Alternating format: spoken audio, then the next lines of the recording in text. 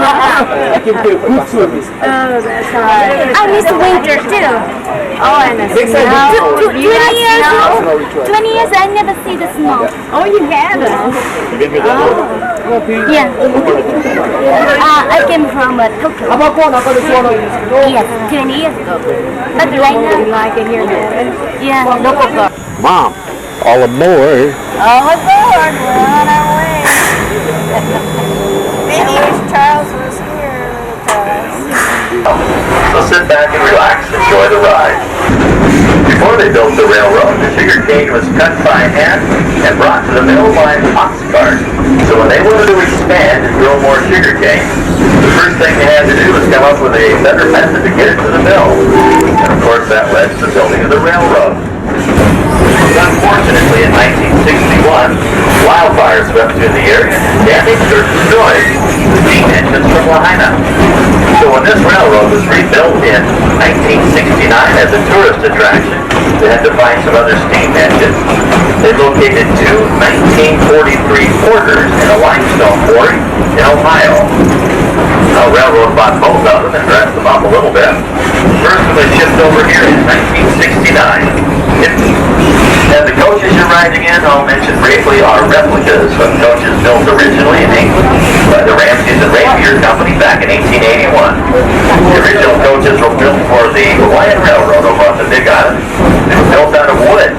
Ours are primarily steel. The biggest difference is, on the old Hawaiian Railroad, only first-class passengers had windows that could close in case of rain. Everyone else just got wet. I wonder when they're going to get smart and do underground utilities.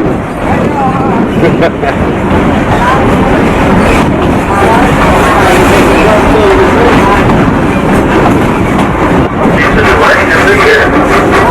But you can travel from the top of the mountain to the town of Lahaina in a straight line. It's only 7 miles. In that 7 miles, you change from 400 inches of rain on top of the mountain to an average of 17 inches of rain in Lahaina.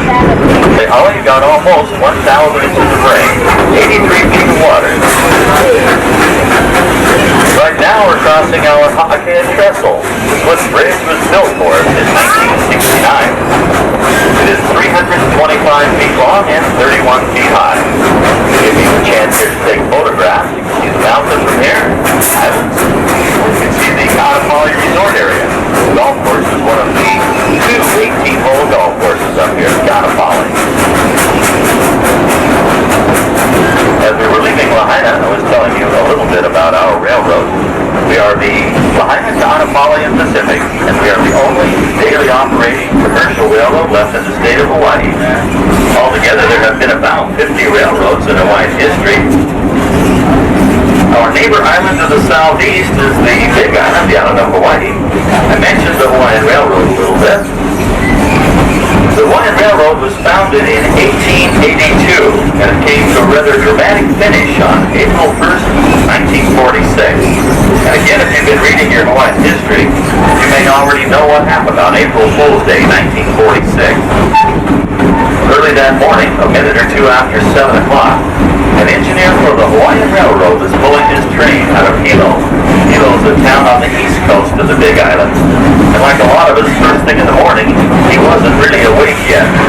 He did not see the tsunami or tidal wave coming. Fortunately for him, the first wave wasn't the big one. The first wave struck the train broadside and derailed it, knocked it off the track. But it didn't tip the engine over. The engineer had lived in Hawaii for a long time, and he knew instantly what was going on. So he grabbed the cord and began to blow the train whistle to warn the neighborhood. Historians agree that there was only one warning given to the town of Hilo. That was the engineer blowing the train whistle. He became a local hero. People got up to see why he was making all the noise. He saved enough time for him and his crew to run across the street to a two-story building. As they were running up the stairs to the second floor, the second wave hit. But they all survived. As far as I know, there are no photographs of that second wave, but experts can estimate the height of the wave based on how far inland the water went. The They estimate that second wave as it came over the top of Hilo that morning was between 55 and 110 feet tall.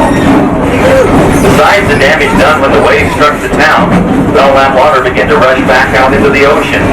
As it went back out to sea, it took nearly all the railroad cars and the bridges from the Hawaiian Railroad with it back out into the ocean. The damage done to the railroad that morning was so extensive, it was never rebuilt and never operated again.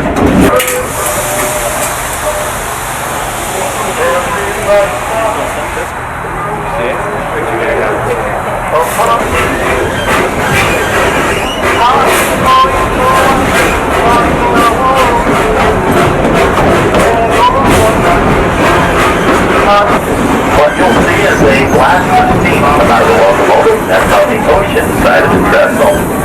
Sometimes the steam drifts off into the shade. Sometimes it drifts back here on us. It won't hurt anything though. And once in a while, if the sun and the wind are just right, we get a rainbow as we cross the trestle. It doesn't last very long, so if you want a picture, you need to be ready. Again, that's on the ocean side of the trestle. Oh, here's a vessel. Can you see it?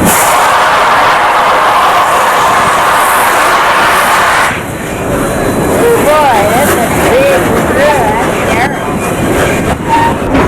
Right here, if you look out toward the ocean, the nearest island to us is straight across. That's the island of Lanai, known as the Pineapple Island. And back over the top of Maui is the island of Molokai, the Friendly Island. And if you look way down ahead of us, it's a little hazy down there, but if you look over the town of Lahaina, you can see the island of Paho'olawe up there. Paho'olawe is the Forgotten Island. It's one time every 2 years.